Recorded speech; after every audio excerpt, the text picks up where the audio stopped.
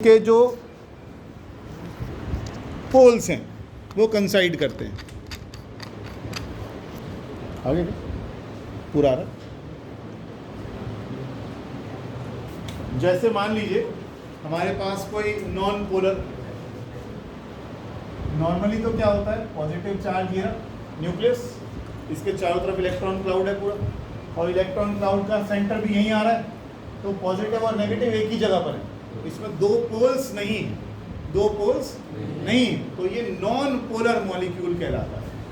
लेकिन अगर मैं ऐसे बना दूं कि जिसका थोड़ा सा पॉजिटिव इधर और थोड़ा सा नेगेटिव इधर, तो पोल्स बन गए कि नहीं बन गए, तो इसे कहते हैं पोलर मॉलिक्यूल बन गया। क्या हम पोलराइज कर सकते हैं? बिल्कुल कर सकते हैं। अगर मान लो कोई पोलर मॉलिक्यूल मेरे पास है और मैं यहाँ पर इलेक्ट्रिक फील्ड लगा दूं, क्या होगा? ये पॉजिटिव चार्ज इधर को जा खींचेगा, नेगेटिव चार्ज इधर जा खींचेगा। कर दिया आपने पोलराइज, इसे कहते हैं पोलराइजेशन। थोड़ा सा लिखो फिर करते हैं। नॉन पोलर में एग्जांपल्स लिखिएगा, nitrogen and oxygen. Non polar क्या लिखे आपने? Non polar dielectrics are those dielectric क्या था? इंसुलेटर्स। डाइलेक्ट्रिक्स क्या थे? इंसुलेटर्स, है ना। Non-polar dielectrics are those dielectrics whose centers of positive and negative charges coincide, है ना। एग्जाम्पल में लिख लो नाइट्रोजन और ऑक्सीजन। आगे लिखिएगा polar dielectrics are those dielectrics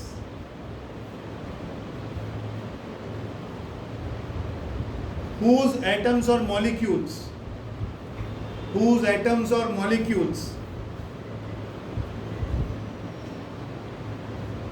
have their centers of positive and negative charges separated from each other.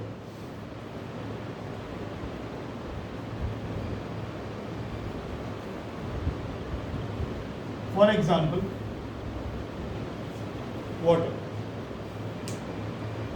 और जब इनके पॉजिटिव और नेगेटिव चार्जेस, ध्यान रखिएगा एटम में जितना पॉजिटिव चार्ज होता है उतना ही negative. Atom as a whole is neutral, पढ़ते आए हो 8वीं क्लास से। Atom as a whole is neutral.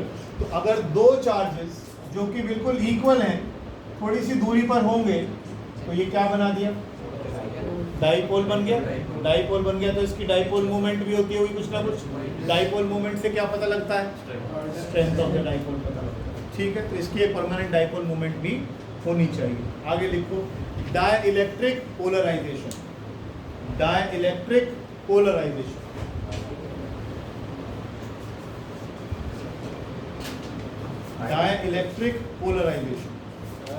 हाँ, आर्टिकल डाइलेक्ट्रिक पोलराइजेशन। हमने एक second,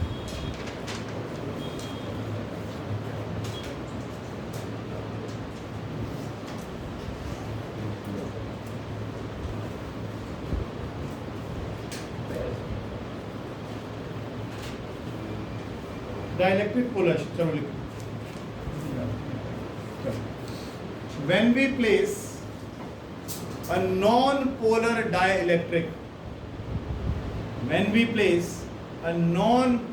dielectric material in an external electric field, E naught,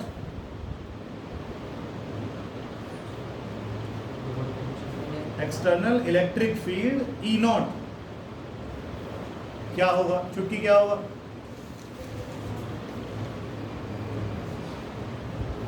अभी तो बताया मैंने बोर्ड पे। उसके पॉजिटिव और नेगेटिव चार्ज सेपरेट हो जाएंगे। लिखो their centres of positive and negative charges. Sunita Khangia, अच्छा, their centres of positive and negative charges will experience, नहीं मैं अंदर वाली को पूछता हूँ, बाहर वाले को नहीं पूछ रहा। will experience a force,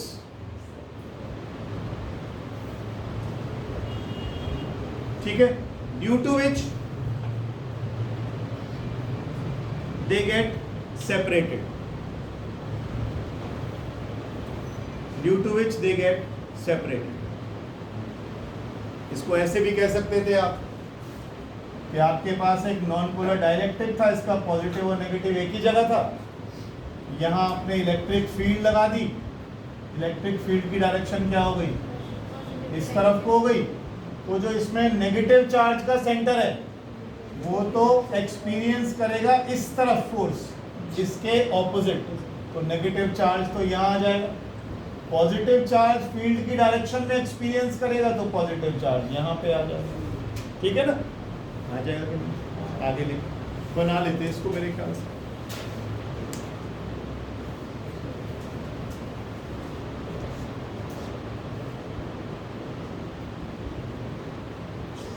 centre of negative charge will experience a force opposite to electric field, opposite to electric. They will go on अच्छा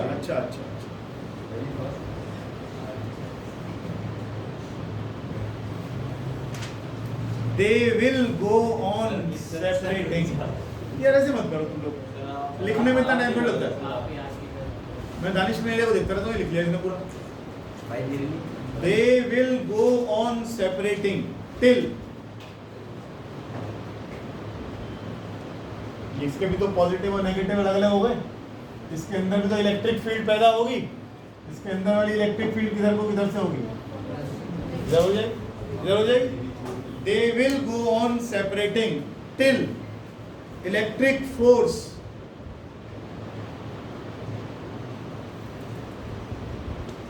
due to electric field E naught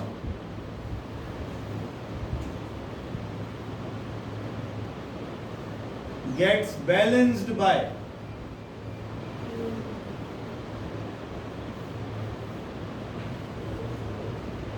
Coulomb's force of attraction, Coulomb's force of attraction, Coulomb's force of attraction between centers of positive and negative charges.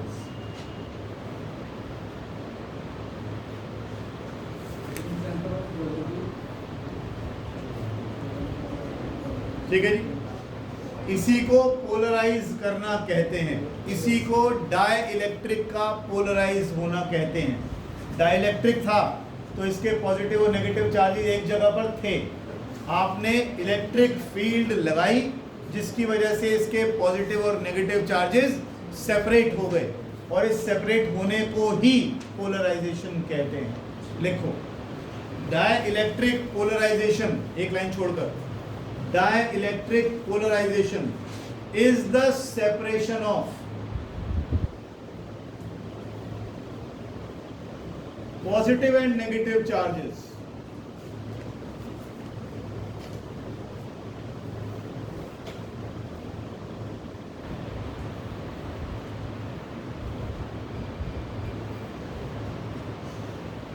of a non-polar dielectric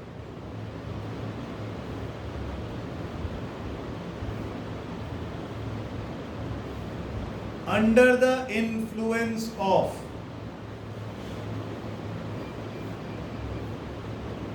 external electric field.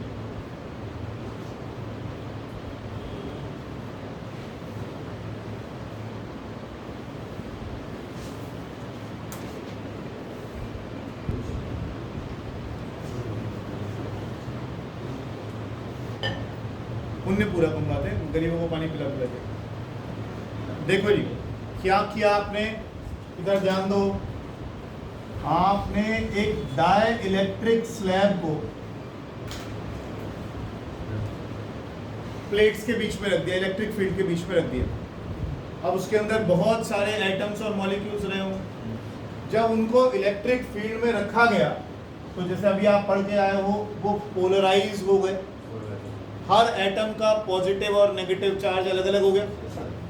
अगर आप यहाँ ध्यान से देखोगे तो ये positive और ये नेगेटिव एक साथ आ गए। मैं यहाँ दिखा देता हूँ, ये पॉजिटिव और ये नेगेटिव करीब आ गए तो एक दूसरे को न्यूट्रल करने की कोशिश करी इन्होंने। ऐसे ही ये न्यूट्रल हो गए और इन्होंने ये अपने इफेक्ट को कैंसिल करा। लेकिन ये जो सारे नेगेटिव यहाँ पर दिखेंगे आपको, नेगेटिव आएंगे ना यहाँ, ये नेगेटिव तो नहीं किसी से कट रहे हैं। और इस साइड जाओगे तो सारे क्या इकट्ठे हो रहे हैं, इधर पॉजिटिव रह रहे हैं सारे के सारे। तो ओवरऑल हुआ क्या, वैसे तो ये इंसुलेटर है, इंसुलेटर के अंदर चार्ज कंडक्शन नहीं होता, लेकिन फिर भी आपने देखा कि जब हमने इसको इलेक्ट्रिक फील्ड में रखा तो इसके एक सिरे पर यहाँ नेगेटिव चार्ज अपीयर हो गए और इसके यहाँ पॉजिटिव चार्ज का असर दिखाई देने लगा, पॉजिटिव चार्ज की दीवार सी बन गई। अब इस तरफ नेगेटिव चार्ज और इस तरफ पॉजिटिव चार्ज, तो पोटेंशियल का डिफरेंस पैदा हो गया, इलेक्ट्रिक फील्ड लग गई। अंदर इलेक्ट्रिक फील्ड, अब इस पर कौन सा चार्ज है इधर की तरफ, इधर कौन सा है, तो अंदर इन एटम्स के पोलराइज होने की वजह से अंदर एक इलेक्ट्रिक फील्ड बन गई। वो किस तरफ बन गई, इस तरफ को बन गई, इस तरफ को बन गई। हालांकि ये आपकी ई नॉट से कम है, लेकिन फिर भी ये आपकी ई नॉट को कम करने की कोशिश कर रही है। तो डाई इलेक्ट्रिक के अंदर फील्ड कितनी हो गई, जो आपने बाहर से लगाई, माइनस जो फील्ड अंदर पोलराइजेशन की वजह से पैदा हुई, उसको हमने माइनस कर दिया। याद है हमने ये सेम केस किया था, मेटल्स को बीच में रखा था, मेटल की प्लेट रखी थी बीच में। तो अब उस टाइम क्या देखा था आपने, आपने इलेक्ट्रिक फील्ड लगाया, यहाँ पर क्या रख दिया, मेटल की स्लैब। तो आपने क्या देखा कि पॉजिटिव चार्ज की तरफ बहुत सारा नेगेटिव चार्ज, सारा ही नेगेटिव चार्ज धीरे धीरे धीरे धीरे यहाँ इकट्ठा होता जा रहा है, और उधर की तरफ क्या इकट्ठा होता जा रहा है। अब यहाँ पर तो फ्री चार्जेस अवेलेबल थे बहुत सारे, तो चार्ज आए जा रहे थे, आए जा रहे थे, आए जा रहे थे। तो अंदर भी जो इलेक्ट्रिक फील्ड है वो इस डायरेक्शन में बन गई, और इस फील्ड ने इस फील्ड को बैलेंस कर दिया था। इसी वजह से इसके अंदर इलेक्ट्रिक फील्ड कंडक्टर के अंदर कितनी आई थी, यहाँ उतनी नहीं हो पाई, क्योंकि यहाँ फ्री चार्ज अवेलेबल नहीं है। डाइलेक्ट्रिक किसे कहते हैं, इंसुलेटर में। इंसुलेटर में क्या नहीं होते, फ्री चार्ज नहीं होते। यहाँ पर हमारे पास ये हैं, एटम्स हैं, केवल हम उनको पोलराइज कर पाए हैं। इलेक्ट्रिकल इफेक्ट तो दिख रहा है, लेकिन चार्ज इधर से उधर जा नहीं रहे कि सारे के सारे इलेक्ट्रॉन निकले और इधर घुस जाए सारे के सारे। मेटल में तो बहुत सारे फ्री इलेक्ट्रॉन्स थे, तो वहाँ पर इलेक्ट्रिक फील्ड लगातार अंदर वाली बढ़ती जा रही थी, बढ़ती जा रही थी, बढ़ती जा रही थी। यहाँ एक टाइम आने के बाद, पोलराइज होने के बाद रुक जाएगी। ठीक, तो ये ई नॉट को काउंटर बैलेंस नहीं कर पाएगी, लेकिन कम जरूर कर देगा, कम जरूर कर देगी। तो नेट फील्ड कितनी आएगी, ई नॉट माइनस ई पी, है ना, ई नॉट माइनस ई पी। वहाँ कितनी आई थी मेटल में, 0 आई थी। हमने किस उसमें पढ़ा था, हमने इलेक्ट्रोस्टैटिक शील्डिंग में पढ़ा था हमने उसको, कि अगर हम किसी चीज़ को मेटल की केसिंग में रख देते हैं तो उस पर इलेक्ट्रिक फील्ड का वैल्यू, तो मतलब इलेक्ट्रिक फील्ड का असर नहीं होता किसी का भी बाहर। लिखो, we have placed a dielectric slab, we have placed a dielectric slab.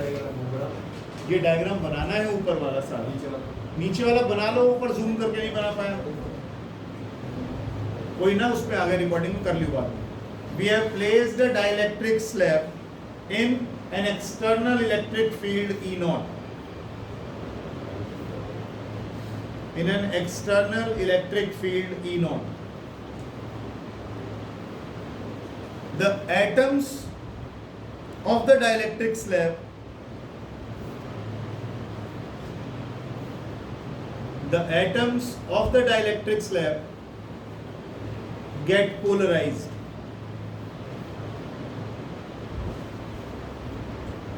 ठीक है जी। The inner charges in the atoms or molecules, the inner charges inner charges in the atoms or molecules get cancelled.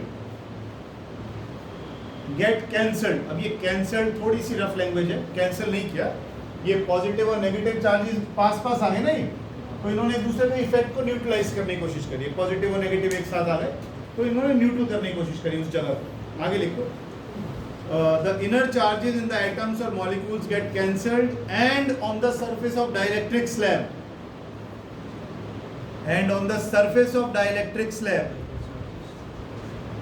the inner charges in the atoms or molecules get cancelled and on the surface of the slab negative and positive charges appear. Cashew लिख लिया बेटा, negative and positive charges appear. These charges are called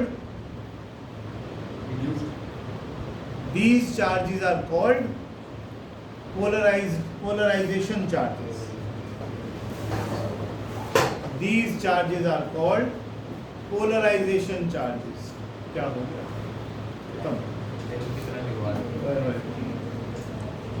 बोलूं आगे? These charges set up an electric field EP. These charges set up an electric field EP whose direction is opposite to. These charges set up an electric field EP. E के नीचे subscript P, ठीक है, in a direction opposite to E naught. Therefore, net field inside the dielectric.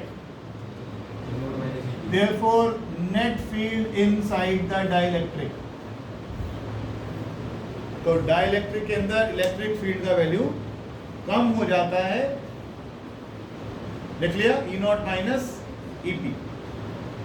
आगे लिखो definition of dielectric constant K।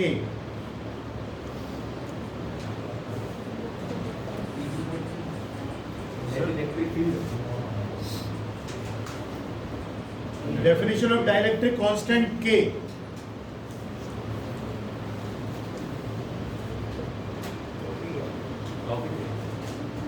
हाँ, ये E not क्या है? Electric field in the absence of dielectric.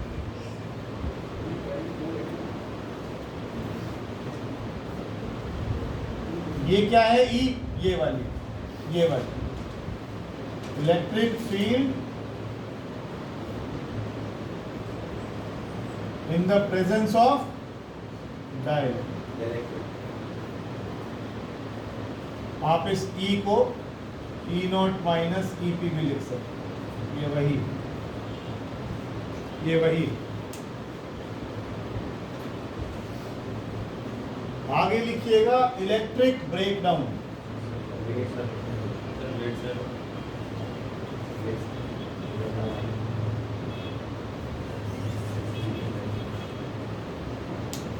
Theory लिखने में बहुत टाइम लग जाता है, इतने टाइम में हम न्यूमेरिकल्स कर सकते हैं, थोड़ा जल्दी हाथ चला लिया करो।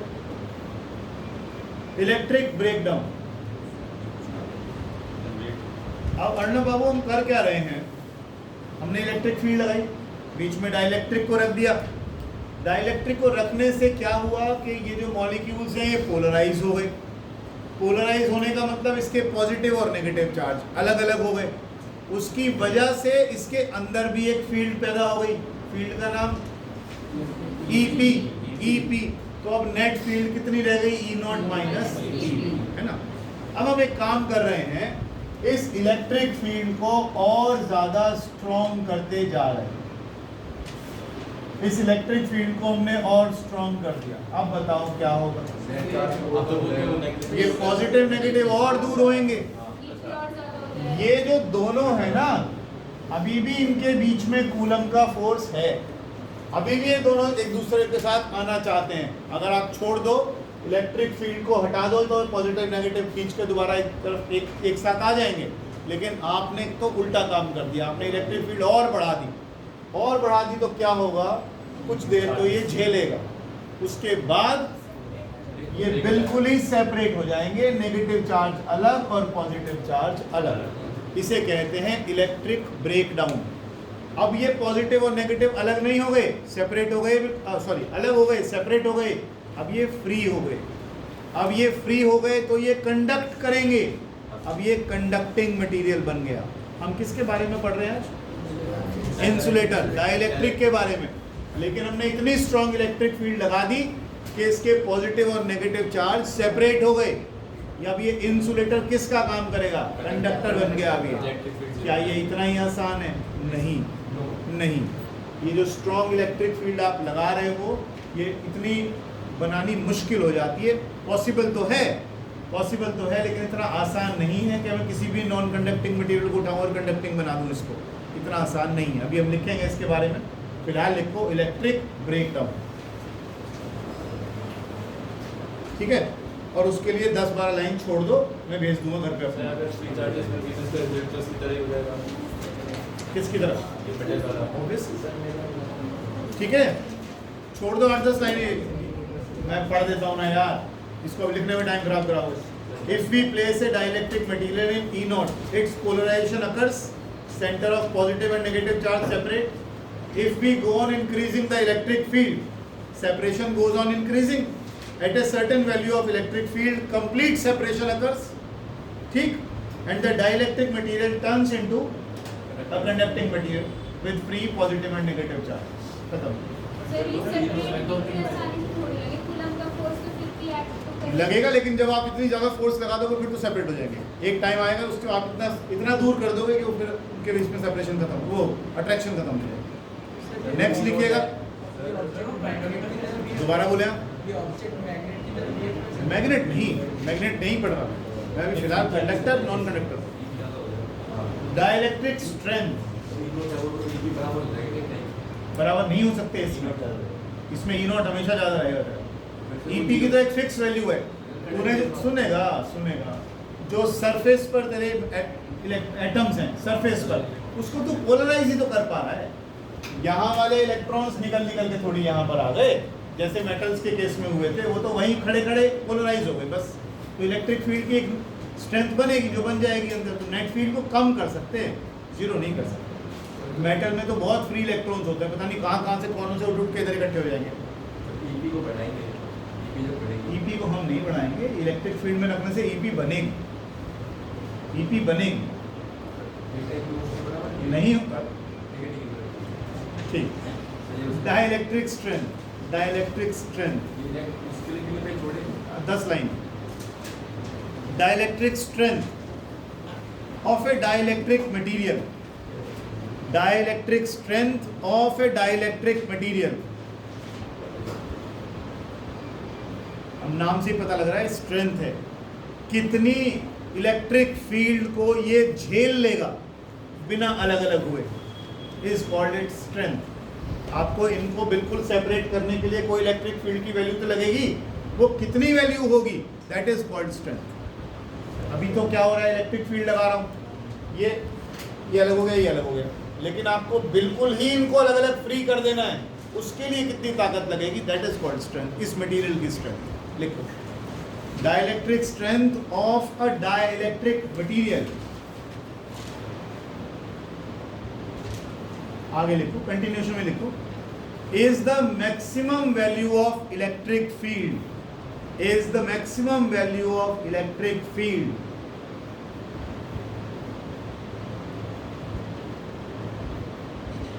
that it can tolerate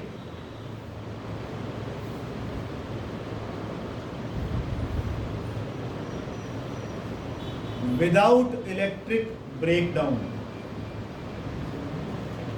that it can tolerate without electric breakdown, मतलब कंप्लीट सेपरेशन होने तक ये कितनी इलेक्ट्रिक फील्ड की वैल्यू को झेल लेगा। It is expressed in kilovolt पर mm। अब आप देख लो इसको, 1 mm को आपको अगर कंडक्टिंग बनाना है डाइलेक्ट्रिक को, तो हजारों वोल्ट का पोटेंशियल डिफरेंस लगाना पड़ेगा आपको। इतना आसान नहीं है। इतना हमारे घर में कितना वोल्टेज आता है? ठीक ठीक। अगले आर्टिकल सारे हैं दोनों मोस्ट इंपॉर्टेंट आर्टिकल, ध्यान से सुनिएगा और साफ साफ लिखिएगा। Capacitance of a parallel plate capacitor.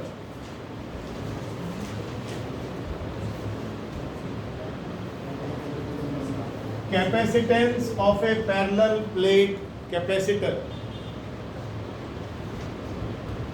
with conducting slab between the plates. Capacitor के बाद क्या है? Capacitance of a parallel plate capacitor with conducting slab between the plates.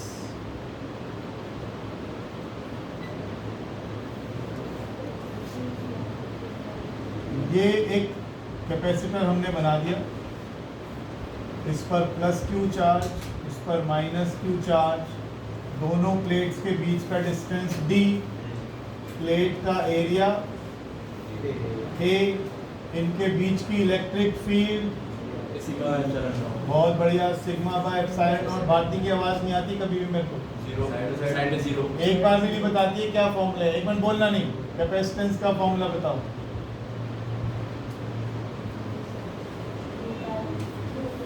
है जी, capacitance of a parallel plate capacitor formula derive करा चुका मैं आपको। हाँ जी, ये अरे ये जो पीछे पढ़ने पर लड़ रही लड़की, हाँ भाई ठीक है, एप्सिलॉन नॉट ए बाय, बहुत बढ़िया, गलत ही बोला है, epsilon naught A by D, D is the distance between the plates.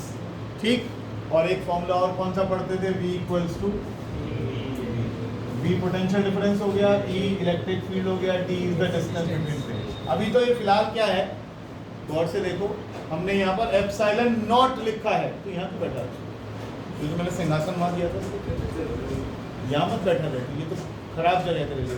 फिर उसके भी आगे बैठ गया, बिगाड़ देगा तुझे, बता आ जाएगा, उठा यहाँ से वहाँ, हाँ वहीं बैठेगा वो सिंहासन पे।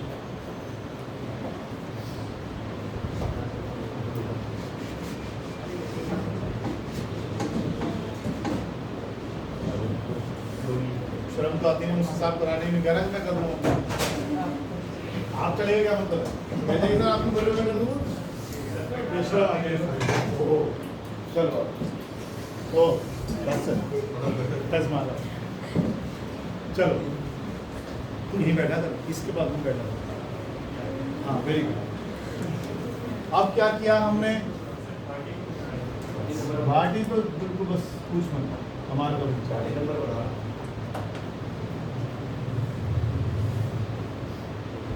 हमने क्या करा इस बार? पिछली बार आपने गौर किया, हमने एप्सिलॉन नॉट लिखा है। एप्सिलॉन नॉट नेहल कब लिखते हैं? एक कब लिखते हैं एप्सिलॉन नॉट? एप्सिलॉन नॉट कब लिखते हैं? एप्सिलॉन नॉट क्या होता है? क्या होता है? नहीं है क्या? हाँ बोलो। परमिटिविटी, वैसे शैतान है लड़का, अच्छा है। परमिटिविटी ऑफ फ्री स्पेस, यानी अभी फिलहाल दोनों प्लेट्स के बीच में कुछ भी नहीं है, और अब हम इसमें मेटल की प्लेट डालेंगे। अब हम इसके बीच में मेटल की प्लेट डालेंगे तो देखते हैं कैपेसिटेंस पे क्या फर्क पड़ता है, बढ़ता है या घटता है। हाँ लावण्य जी, कैपेसिटेंस होता क्या है? बोल ले तो बोल। ये हमारे देश के रक्षक की लड़की है, उसके पापा बीएसएफ में बड़ी अच्छी पोस्ट पे कमांडेंट हैं। मैं बताता रहता हूँ, इसीलिए मैं रिकॉर्ड भी कराता रहता हूँ। हाँ हाँ हाँ है जी, जोर से बोले। हाँ विवाह, अरे कमाल कर दिया तुम लोगों ने, एनर्जी की बात कहाँ से आ गई? बहुत अच्छे लड़के, बहुत अच्छे, पढ़ती नहीं है सारी तू गलत जगह बैठ गया बेटा, संगत का खराब हो असर हो। क्या चीज? मैं सिंपल सी बात करता हूँ, पहले दिन से यही बात करता आ रहा हूँ मैं कि कैपेसिटर क्या है? एक चार्ज को होल्ड करने का डिवाइस है। अब उसमें पोटेंशियल एनर्जी करेंगे या ये सब करेंगे, वो शब्दों को तो बाद में हम डाल देते हैं ना। फिलहाल सिर्फ क्या बात है, चार्ज को स्टोर करने के डिवाइस को कैपेसिटर बोलते हैं, कि चार्ज को होल्ड कर लेता है। ठीक, अब मेटल की अभी तक हमने इसमें बीच में क्या डाल रखी थी? एयर। अब हम कह रहे हैं मटेरियल डाल रहे हैं कुछ। एक बार तो हम डालेंगे मेटल की प्लेट, अगली बार हम डालेंगे इसके बीच में डाइलेक्ट्रिक। फिर हम देखेंगे कि क्या इसमें ज़्यादा चार्ज होल्ड हो पाया या कम चार्ज हुआ होल्ड। तो देखिए फर्क क्या पड़ा, किस चीज़ का फर्क पड़ा। बनाइए इसको। अब ये पॉजिटिव चार्ज की प्लेट आ गई, इसने क्या किया, यहाँ पर नेगेटिव चार्ज इंड्यूस कर दिए, आए ना? और यहाँ पर पॉजिटिव चार्ज आ गया। यहाँ ऑब्वियसली नेगेटिव ही होता है। ठीक है, बनाइए। इसके अंदर ये है कौन सी स्लैब? ये कंडक्टिंग स्लैब। और कंडक्टिंग स्लैब को जब हम इलेक्ट्रिक फील्ड में रखते हैं तो उसके अंदर इलेक्ट्रिक फील्ड कितनी होती है? जीरो। ई इनसाइड कितनी होती है? जीरो। तो ई नॉट जो हमने बाहर से लगाई थी वो अब कितनी रह गई? हाँ, कहाँ रह गई? यहाँ रह गई, यहाँ रह गई और यहाँ रह गई। ई नॉट यहाँ पर है, ई नॉट यहाँ पर है, लेकिन अंदर इलेक्ट्रिक फील्ड नहीं है। लिखिए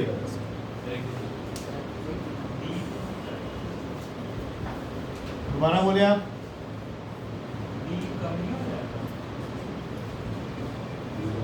डी होता है डिस्टेंस बिटवीन द प्लेट्स, और प्लेट्स के बीच की दूरी मैंने कम नहीं की है। कहाँ की कम?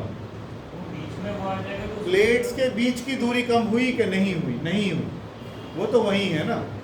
बीच में रखने से क्या होता है वो देखते हैं। Width available to field E naught, ये जो हमने स्लैब डाली है ना, इसकी थिकनेस टी ले लो, और अब जो ये लाइन मैंने लिखी है इसको पूरा करवा दो।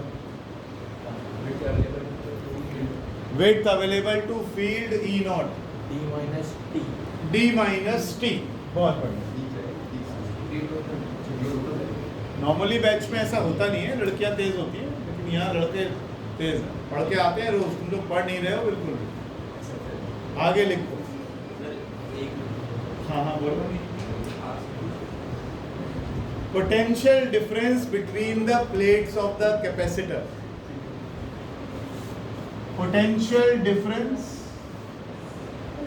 between the plates of capacitor. Potential difference का फॉर्मूला इधर देखो, इधर भारती जी इधर देखो। V का फॉर्मूला क्या होता है? E। तो E नॉट कहाँ अवेलेबल है? E D और E inside into T। E इन कितना है? लेकिन ये तो जीरो है, इसको लिखकर करूंगा भी क्या मैं? तो सिर्फ क्या लिख देता हूं? E नॉट टाइम्स,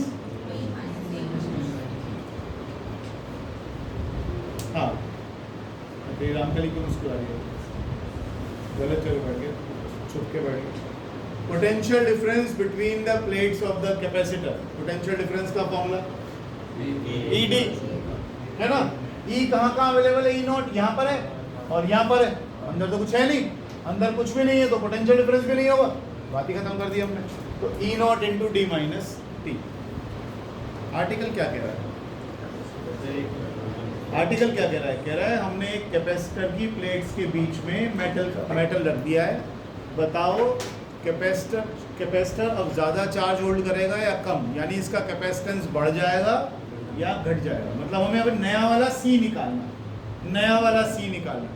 फिलहाल हमारे पास पोटेंशियल डिफरेंस कितना आ गया? E not into D minus T. आगे लिखिए। क्या कह रहे हो? क्यों दोबारा तो लिखा? अभी तो बोला लिख रहा था। तो तू लिखता ना, मैं क्या करूँ? ऐसे थोड़ी होता है। अब मैं तेरे चक्कर में बैठा रहूँ?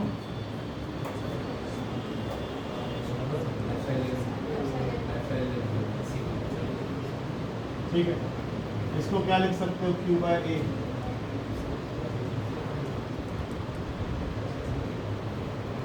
ये क्या निकाला है आपने इतनी देर से? निकालना क्या है? कैपेसिटेंस। क्या फॉर्मूला होता है? Q equals to CV। C किसके बराबर? Q bye V। Sorry, Q bye V। V कितना लिखा है? V कितना लिखा है? Q by A epsilon naught. Q हट गया, epsilon not A upon D minus. ये नया कैपेसिटेंस आया epsilon not A upon D minus T। जरा पिछला वाला देखना कितना था? Epsilon not A upon D। अब की बार D में से T कम हो गया, माने डिनोमिनेटर घट गया। डिनोमिनेटर घट गया तो वैल्यू बढ़ गई।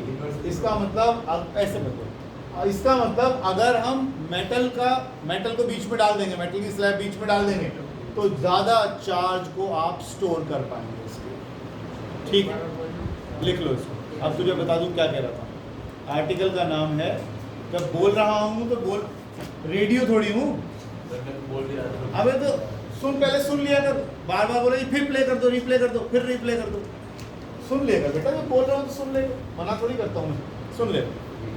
मैं ये बता रहा था कि जैसे हमने पहले कैपेसिटर लिया तो कैपेसिटर के बीच में पहले कोई मटेरियल नहीं था, एयर थी, तो हमने एप्सिलॉन नॉट परमिटिविटी का इस्तेमाल किया, तो उससे हमने कैपेसिटेंस निकाल लिया, इलेक्ट्रिक फील्ड निकाल ली, सब कुछ निकाल लिया। अब कैपेसिटेंस है epsilon not A by D कह रहा है। अब हम निकालना, मैं ये सब समझा रहा हूँ केवल कि आर्टिकल में है क्या।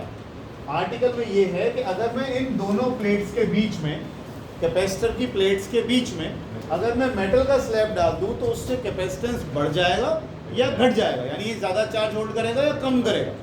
ठीक है, तो हमने फाइनली क्या देखा कि डिनोमिनेटर का वैल्यू कम हो गया, यानी मेटल की स्लैब डालने से अब ये और ज़्यादा चार्ज होल्ड कर पाएगा।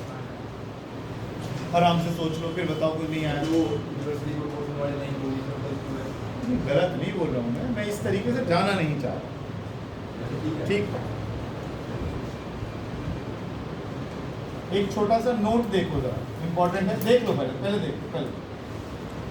ये तो कंफर्म्ड है कि आपका जो C डैश है वो C से बड़ा है, C ये रहा, C डैश ये रहा, है ना। ये तो हो ही गया, कैपेसिटेंस बढ़ गया आपका, कैपेसिटेंस इंक्रीज। एक बात बताओ, अगर मैं ये जो स्लैब है उसको कितनी थिकनेस का रखा है? T, पूरा ही ना भर दूं इसमें, यहां से यहां तक पूरे में मेटल स्लैब भर देता हूं, तो जितना T है उतना ही D हो जाएगा, तो नीचे 0 हो गया, एनीथिंग डिवाइड बाय 0 इन्फिनिटी हो गया, यानी इसका कैपेसिटेंस कितना हो गया? इनफाइनाइट। तो बढ़िया चीज नहीं हो गई? जितना चाहो चार्ज देते जाओ, स्टोर करवाते जाओ, मजेदार चीज हो गई है। ऐसा तो कैपेसिटर और क्या चाहिए हमें? छोटा सा कैपेसिटर बनाओ, बीच में मेटल भर दो और उसके ऊपर कुछ भी चार्ज स्टोर करो, उससे बड़ी बड़ी मोटर भी चलाओ, बड़े बड़े पंखे भी चलाओ, जहाज चलाओ, इंजन चलाओ। भाई मन तो यही कहता है कि ऐसा होना तो नहीं चाहिए, होना चाहिए भी नहीं। अगर आप पूरे ही दोनों प्लेट्स के बीच में मेटल भर दोगे और आप बैटरी से कनेक्ट करते हो ना इसको चार्ज देने के लिए, चार्ज यहाँ से गया, बीच में मेटल है, यूं चला गया, ये तो कंडक्टिंग हो गया। कैपेसिटर कहाँ बचा? ये तो ऐसा हो गया जैसे आपने क्या भर दिया बीच में? मेटल। तो चार्ज कहाँ स्टोर हुआ? चार्ज तो फ्लो कर गया इसके थ्रू होता हुआ, तो कैपेसिटर तो रहा ही नहीं है। तो आप इतनी मोटी स्लैब तो डाल ही नहीं सकते, फिर तो ये कंडक्टर बन गया, फिर कैपेसिटर कहाँ बनाई? भाई मेटल भर दिया कि नहीं? कैपेसिटर क्या होता है? जब आप इस प्लेट के ऊपर चार्ज स्टोर करते हो, इस पे उतना ही चार्ज इंड्यूस होता है, ये हम सब पढ़ चुके हैं ना, अर्थिंग सर्थिंग यहाँ पे सब कुछ है ना। ये चार्ज आपने दिया, ये चार्ज इंड्यूस हो गया, तो इसे कैपेसिटर बोलते हैं।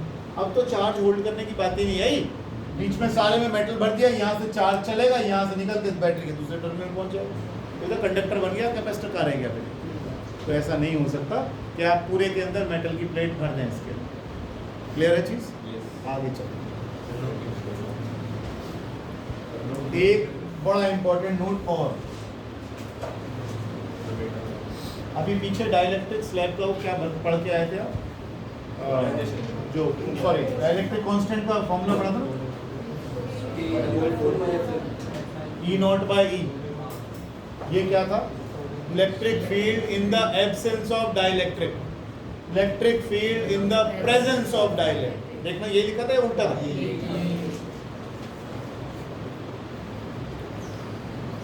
ये के वही है जो फर्स्ट चैप्टर में ये पढ़ा था आपने, रिलेटिव परमिटिविटी। ये वही है, epsilon upon epsilon not, epsilon upon epsilon not, वही है ये। डाइलेक्ट्रिक कांस्टेंट कोई नई चीज नहीं है। अब ऐसे ही बोल रहा हूँ, एप्सिलॉन अपॉन एप्सिलॉन नॉट होता है बेटा, वो ई वहां रखिए, आ जाएगा। ये ई लिख रहा हूँ, वो एप्सिलॉन की बात कर रहा हूँ, सही बोल रहा हूँ। के मेटल्स के केस में कितना होता है? स्कूल में कर चुका, हाँ बोला तूने है, इन्फिनिटी होता है, इन्फिनिटी होता है। लिख लो, लिख लो। क्यों?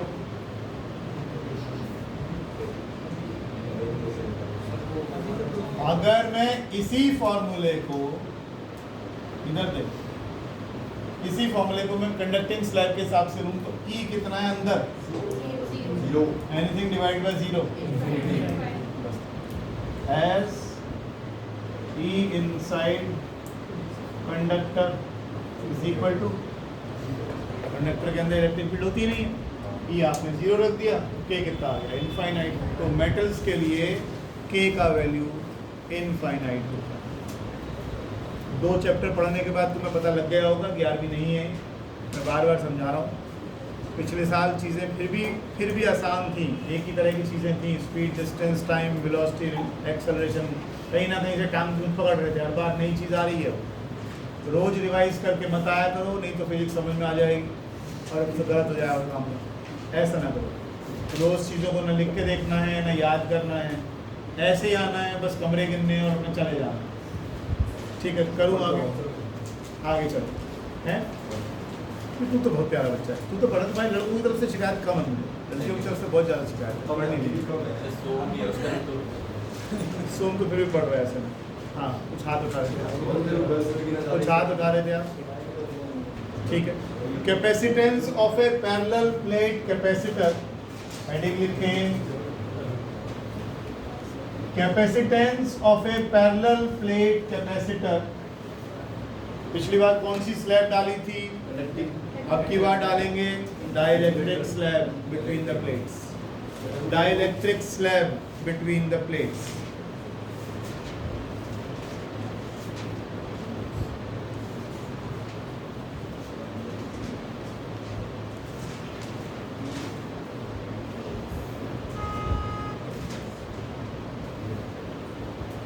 अभी तो आर्टिकल करके आए हो, जब डाइलेक्ट्रिक को इलेक्ट्रिक फील्ड में रखते हैं तो क्या होता है? पोलराइजेशन।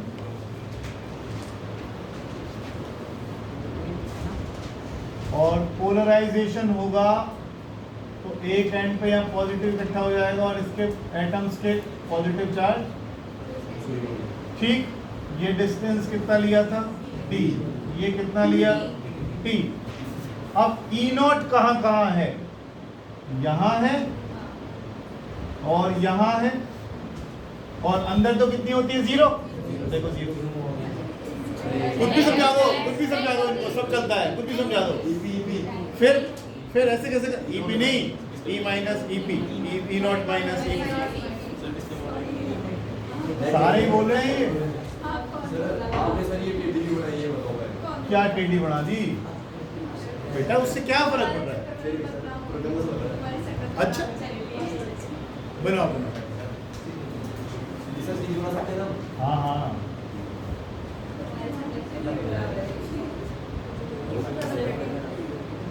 सोनू बाबू, ये कहाँ से आया बीच वाला फॉर्मूला? अभी तो किया था क्या, K dielectric constant E naught by E, तो E नॉट बाय के किसके बराबर आ गया? E। ये कौन सी वाली E है जो अंदर होती है इसके? इसको मैं क्या लिख सकता था, याद है? E not minus E P, जो अभी लिख कर आए हो, चाहे तो पीछे पेज पलट के देख लो। चलिए आगे, किसकी डायरेक्शन? E की डायरेक्शन क्या होगी? यार अजीब सा कैरेक्टर है, बाहर वाली फील्ड इधर को है, नीचे वाली ऐसे वाली फील्ड इधर को है, कौन सी ज्यादा है? फिर तो डायरेक्शन किसकी होगी? लिख पाओगे तुझे? चलो चलो लिखो, when we have placed dielectric slab, when we have placed dielectric slab, width available to the field E naught, width available to the field E naught is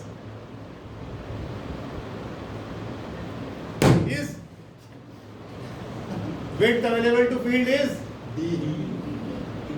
D minus T. D minus T. अरे भैया E not कहाँ कहाँ available है जो area shade कर रखा है? यहाँ पर E नॉट है और यहाँ पे E नॉट है, तो D में से T हटा दो, D माइनस टी लिखो, is D minus T. Lassi P के क्लास में क्यों आते हो तुम लोग? लिखो आगे, पोटेंशियल डिफरेंस बिटवीन, नींद आती है उसे पी के, potential difference between plates of the capacitor. देखना पिछले आर्टिकल में भी यही निकाला था ना हमने। हाँ तो ऐसे करो सब याद, potential difference between plates of the capacitor. शिवाय बताएगा, शिवाय क्या लिख दूं? बिल्कुल पिछले आर्टिकल की तरह। E नॉट तो कहाँ अवेलेबल है? ताशु दीदी, V का फॉर्मूला होता है ED। E तो वो इलेक्ट्रिक फील्ड है जिसकी बात कर रहे हैं, और ये वो रीजन है जिसमें है, ये रीजन कितना बचा? D माइनस P, तो ये तो हो गया। यहाँ सॉरी प्लस, इसमें भी तो है अब की बार, पिछली बार तो थी नहीं, अभी तो है। या कितनी है? अंदर फील्ड है E और थिकनेस कितनी है? और ये E किसके इक्वल है? E naught by K। यहाँ सही है, तो इसको लिख लो, E naught times D minus T plus T by K। E naught को कॉमन ले लिया ना, E नॉट को कॉमन ले लिया और D minus T plus T by K। अब आर्टिकल मैं नहीं करवा रहा, जैसे पिछली बार किया था, C निकाला था रफ कॉपी में, वैसे निकालो एक बार रजिस्टर में लास्ट पेज पे। हाँ बोलो। जो E है वो नेट इलेक्ट्रिक फील्ड है डाइलेक्ट्रिक के अंदर। इसको मैंने लिख दिया, नहीं मुझे चाहिए नहीं ना, मुझे EP नहीं निकालना, मुझे EP में इंटरेस्ट नहीं है, मुझे net field inside the dielectric वही चाहिए, और वो भी नहीं चाहिए मैंने तो उसको भी E नॉट बाय K की टर्म्स में लिख दिया। रफ पेज पे इसको पूरा कर दो एक बार जी। अगर हम एक कैपेसिटर के अंदर एक कंडक्टर रखेंगे, हाँ, या फिर एक इंसुलेटर रखेंगे। पहली बार में कंडक्टिंग स्लैब रखी थी आपने, अब इंसुलेटिंग स्लैब रख रहे हैं। दोनों में ज़्यादा चार्ज कौन है? ये तो रिजल्ट आने के बाद ही पता लगेगा, रिजल्ट तो आने दीजिए पहले।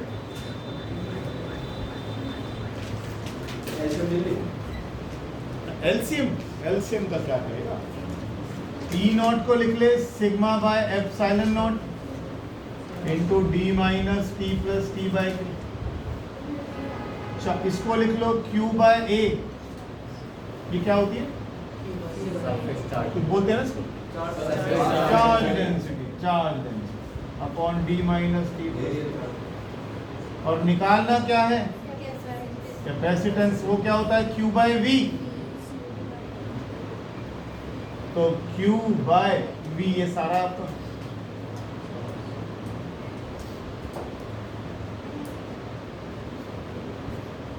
Q कट गया।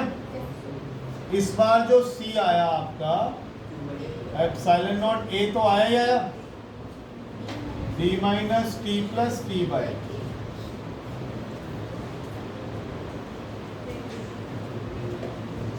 ओवरऑल डिनोमिनेटर फिर से घट गया है, तो कैपेसिटेंस बढ़ गया। उससे बात नहीं करूंगा मैं केवल इससे बात करूंगा, एयर वाले से और डाइलेक्ट्रिक वाले कंपेयर करता हूं तो मैं देखता हूं कि कैपेसिटेंस बढ़ गया है। ठीक, अब एक बात बताओ, एक छोटा सा नोट करके हम लिख देते हैं इसमें। अगर D और T बराबर हो जाए तो D और T बराबर हो जाए तो मेटल नहीं है इस बार, मैं भर सकता हूँ। देखते हैं क्या होता है। अगर D और T बराबर हो गए तो कट गए, तो है ना, आए ना। इसकी जगह D आ गया और इसकी जगह भी D आ गया, तो ये C डबल डैश किसके बराबर आ गया। जिस दिन पहली बार कैपेसिटेंस का फॉर्मूला लिखा था उसके नीचे मैंने आपको ये फॉर्मूला लिखवा रखा है। उस टाइम मैंने बोला था रट लो, अभी बाद में आएगा। इसमें क्या करना था हमें कि अगर कैपेसिटर की प्लेट्स के बीच में डाई इलेक्ट्रिक स्लैब डाल दें जिसका डाई इलेक्ट्रिक कॉन्स्टेंट हो K, तो कैपेसिटेंस भी K टाइम्स हो जाएगा।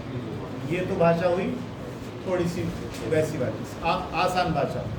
अगर मैं इसके बीच में कोई ऐसा इंसुलेटर भर दूं जिसका डाइलेक्ट्रिक कांस्टेंट K की वैल्यू हो 5, तो अब ये 5 गुना ज्यादा चार्ज होल्ड कर सकता है। ठीक है जी, अगर K की वैल्यू हो 5, जैसे पहले तो यहाँ कुछ भी नहीं था, तो ये चार्ज स्टोर कर सकता था Q। अब हमने इसमें डाइलेक्ट्रिक डाल दिया जिसका कैपेसिटेंस, जिसका K का वैल्यू है 5, अब ये 5Q चार्ज होल्ड कर सकता है। पहले ये Q चार्ज होल्ड कर सकता था, अब 5 गुना ज़्यादा चार्ज होल्ड कर सकता है। ठीक है जी, मेटल की स्लैब डालने से भी कैपेसिटेंस बढ़ता है, डाइलेक्ट्रिक स्लैब डालने से भी बढ़ता है, और कितना बढ़ता है, K टाइम्स हो जाता है, K टाइम्स। इन दोनों को कंपेयर नहीं कर रहा, आगे लो।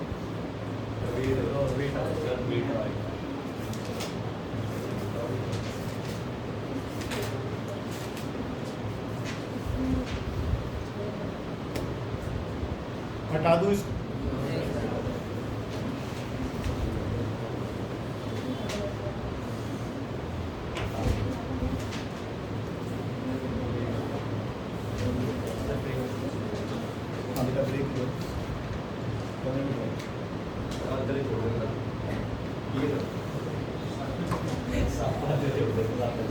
ठीक,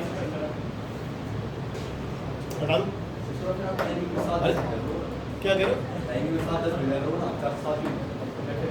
नहीं, वो मुझे छुट्टियां करनी है ना, तो उसकी तैयारी अभी से कर रहा हूँ, 10-10 मिनट रोज करूँगा। एक्स्ट्रा क्लास ऐसे करेंगे, एक्स्ट्रा क्लास कैंसिल। वो तो लेनी लेनी कोर्स कैसे निपटे। अभी तो टॉर्चर शुरू ही था मेरा बेटा। पिक्चर अभी बाकी है मेरे दोस्त, आ जाओ इधर। अब की बार हमने ना डाइलेक्ट्रिक, हाँ कोई बात नहीं। अच्छा, आपने यहाँ पर एक कैपेसिटर लिया, कैपेसिटर के आधे हिस्से में एक डाइलेक्ट्रिक भर दिया, कैपेसिटर के दूसरे हिस्से में नया डाइलेक्ट्रिक भर दिया, दोनों की वैल्यू K1 और K2 होगी। अब क्या होगा, डाइलेक्ट्रिक है ना, अगर ये प्लेट आप यहाँ पर पॉजिटिव लगाओगे तो ऑब्वियसली ये इस डाइलेक्ट्रिक के यहाँ पर नेगेटिव इंड्यूस कर देगा, यहाँ पॉजिटिव इंड्यूस हो जाएगा नेगेटिव की वजह से, और यहाँ फिर नेगेटिव आ जाएगा, इंड्यूस हो जाएगा इसके अंदर। जरा देखो किस तरह का कॉम्बिनेशन बन गया है, किस तरह का कॉम्बिनेशन बन गया है, कैसा वाला, पैरेलल बन गया, वेरी गुड। देखो जरा, इस पे अगर प्लस क्यू चार्ज आता है, इस पे माइनस क्यू आता है, इस पे प्लस क्यू आता है, इस पे माइनस क्यू आता है, तो इसको हम पैरेलल कॉम्बिनेशन कहते हैं। कौन सा कॉम्बिनेशन है?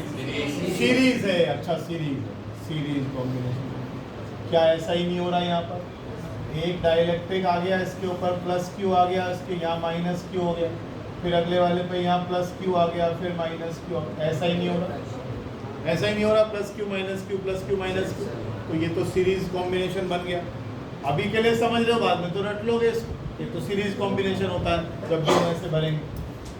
तो इसका मतलब 2 कैपेसिटर्स बन गए इन सीरीज। कैपेसिटर सीरीज में कैसे करके जुड़ते हैं? 1/n करके, है ना।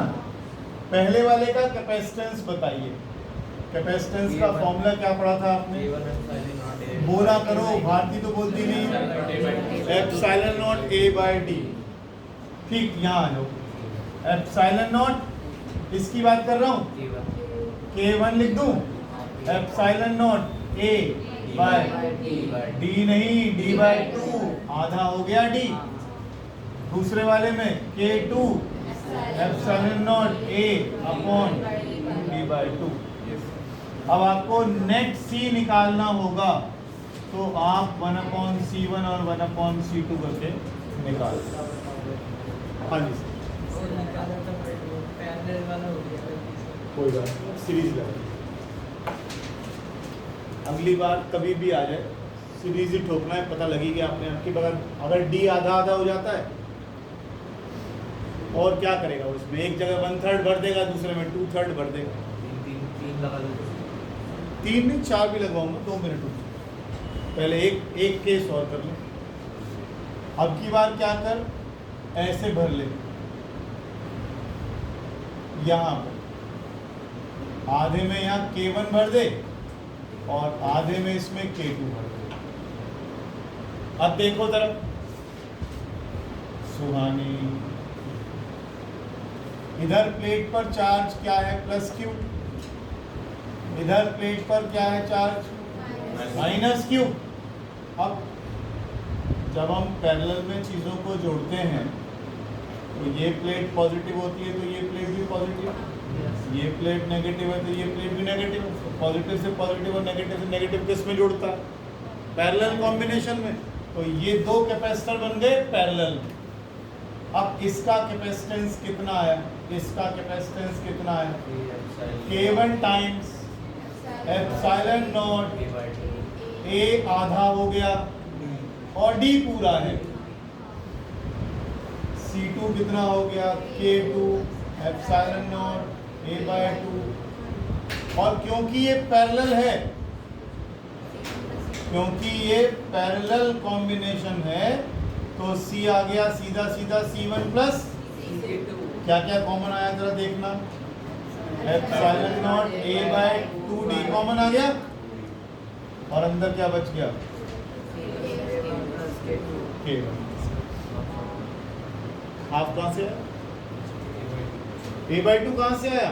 ये पूरी प्लेट ऐसे थी तेरे पास, और आधे इस प्लेट का पूरे का एरिया था 100, और तूने 50 वाले में दूसरा भर दिया, 50 में दूसरा, 50 में एक भर दिया, 50 में दूसरा भर दिया, तो इस प्लेट का एरिया आधा हो गया ना, 50 हो गया 100 की जगह। इसको लाइन मत देखा करो कभी, ये प्लेट है ऐसी, इस प्लेट में आधे में 50 और आधे में 50, तो इसलिए एरिया को आधा कर दिया। लेकिन इन दोनों प्लेट के बीच की दूरी तो वही है D, D ही हो गया। अब इसमें 10 केस बना लो। कैसे? ऐसे करके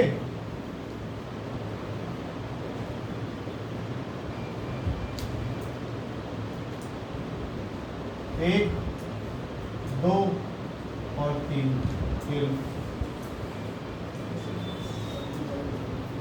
अब तो सीधी शक्लें याद हो जाएंगी। नवदीप, ये दोनों आपस में किस में? और ये जो इन दोनों का कॉम्बिनेशन आएगा वो इसके साथ किस में? खत्म हो गया। ढेर सारे क्वेश्चन आपकी किताब में दे रहे। शक्ल तो पहचाननी, शक्ल। ये दोनों सीरीज में है, ऐसे भर दें तो पैरेलल में है, ऐसे करते हैं तो डी आधा होता है, ऐसे करते हैं तो ए आधा होता है। कई बार वो 1/3 भी भरवा लेगा और कुछ चेंज कर लेगा उसमें, हमें क्या फर्क पड़ रहा है उससे।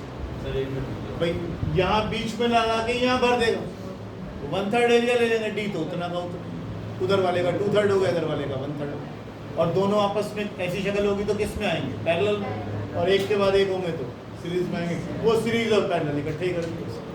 ठीक, नेट कैपेसिटेंस निकाल, नेट कैपेसिटेंस निकाल।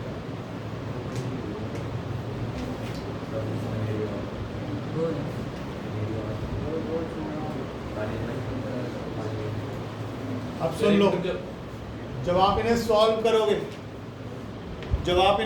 करोगे तो आपका जो के इफेक्टिव आएगा,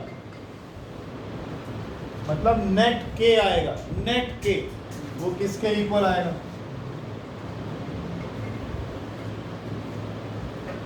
ये आपके एग्जाम में खूब काम आती है चीज कि जब दोनों को, ये कब करोगे, सॉल्व कैसे करोगे, इसमें वैल्यूज डालना, सॉल्व करना, फिर इसको epsilon naught A by D से, के times epsilon naught A by D से कंपेयर करना, तो आपको के इफेक्टिव मिल जाएगा। ये तो सॉल्व करोगे, C1 C2 की वैल्यू डालोगे यहाँ पर, फिर इसको पहले वाले से कंपेयर करना, ठीक, उसके बाद देखना के कितना आता है।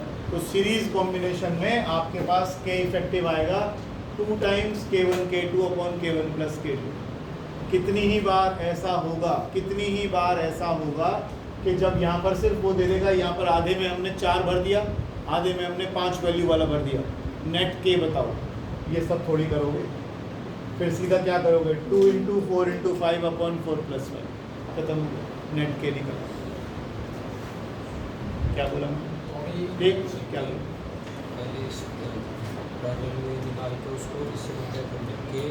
वो तो खत्म हो गया, अभी जो लास्ट में बोला था, नहीं मैंने जो लास्ट में बोला कुछ वैल्यूज दे रहा था, क्या वो सब 10 सेकंड पीछे चल रहे हो। हाँ प्रतीक कुमार, हाँ विविधा मॉडल बता दे, क्या बता रहा, उसके बाद क्या बताया, वो 10 सेकंड की जो बीच में मिस मार दिया, और बैठ ले इसके साथ, रोज बना करता। हाँ जब उस वाले फॉर्मूले के वेक्टर निकालना हुआ 4-5 वैल्यू, लेकिन डाल देंगे सीधा वो करके नहीं बैठेंगे 4-5 वैल्यू। ऐसे ही क्या बोला मैंने भी, 4-5 का वैल्यू का नंबर कोई वैल्यू बन जाएंगे तो ये सब करने की जरूरत नहीं पड़ेगी, डायरेक्ट फॉर्मूला में। चलो ठीक है बस। अच्छा पैरेलल वाले केस में कितना आएगा के इफेक्टिव, इस केस में कितना आएगा के इफेक्टिव, K1 + K2 + K2। और ये बाय 2 इसलिए आ रहा है क्योंकि तुमने एरिया आधा करा, इस वजह से कैलकुलेशन करने के बाद आएगा।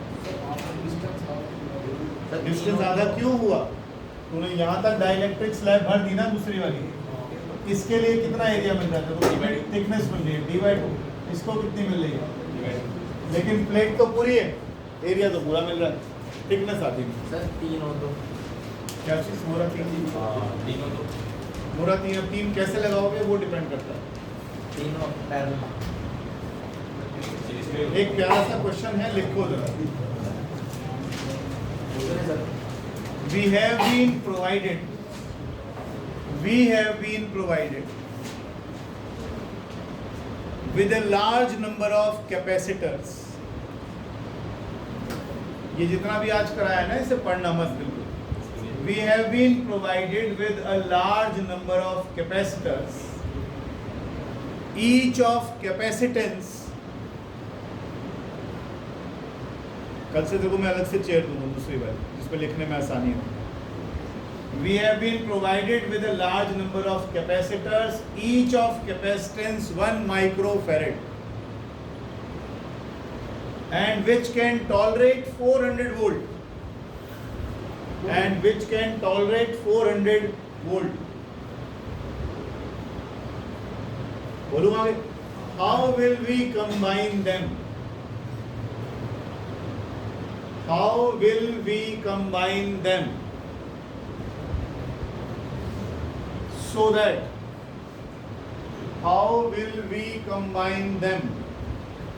that we use minimum number of capacitors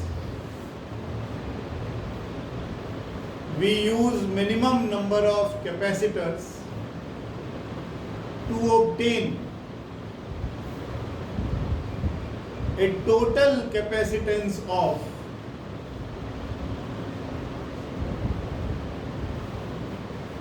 2 microfarad, which can tolerate 1000 volt,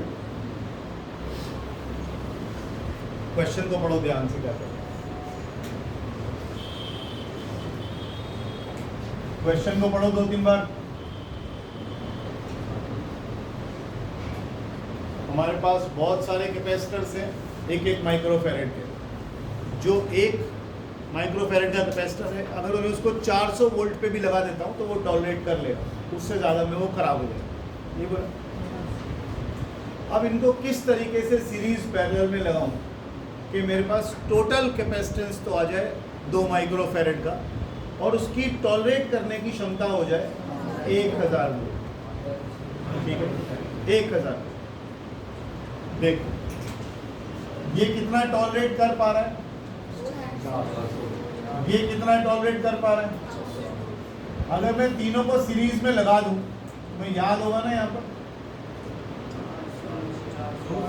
अगर ये V है तो V1 plus V2 plus V3 है, और ये तो हमारे कैपेसिटर सेम ही है, तो V plus V is equal to ये वाला, ये 3V आएगा ऑब्वियस। करते हैं ना भाई।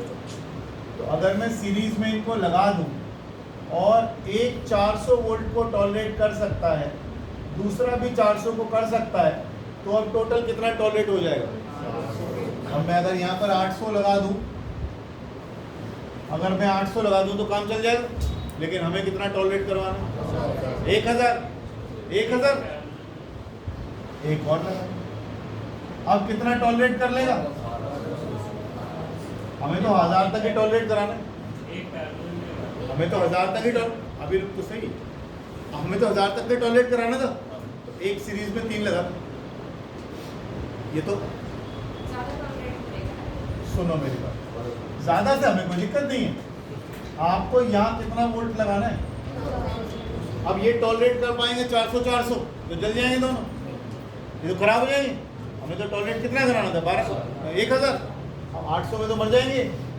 क्या करो, एक और लगा दो। अब कितना हो गया, 1000 से ज़्यादा टॉलरेट कर पा रहे कि नहीं। कोई दिक्कत नहीं, ज़्यादा तो कोई दिक्कत नहीं है, कम नहीं होना चाहिए। ज़्यादा कोई दिक्कत नहीं है, कम नहीं होना चाहिए। क्या कह रहे हो, 1000 तक नहीं, उसने बोला 1000 वोल्ट टॉलरेट कर ले। अगर ज़्यादा झोल लेता तो क्या दिक्कत है। तू एक चैप्टर पढ़ सकता है, अगर 2 याद कर जाएगा तो क्या दिक्कत है, नुकसान हो जाएगा। तो 3 कैपेसिटर्स किस में लगा दिया आपने, सीरीज में। C प्लस C नेट कितना आएगा 3C। C plus C series में कितना आता है, याद है C/3 हो गया। अब आपको एक और लगा दिया, सीरीज लगा दी, एक और लगा दी, ऐसे लगाते जाओ ताकि C नेट कितना आ जाए। चेक करो 2 माइक्रोफैरेड बनाना है कि नहीं बनाना है आपको। तो C/3 को कितनी बार लगा दूं, मान लो n टाइम्स लगा दिया। ये सब किस में लग गए, C/3 parallel, C/3 parallel, C/3 parallel, C/3 parallel में कैसे जुड़ते हैं, सीधा नंबरों की तरह। तो C/3 plus C/3 n times. क्या मैं इसको n टाइम्स C/3 ना लिख दूं, कितना चाहिए टोटल, ये कितना दे रखा है 1 n इंटू 1/3 6। एक रो में कितने लग रहे हैं, और कितनी रो बनानी है, कितने कैपेसिटर चाहिए 18। ये क्या है नंबर ऑफ ठीक capacitors in one row equals to 3 therefore total capacitors required 6 into 3 minimum ही निकाले मैंने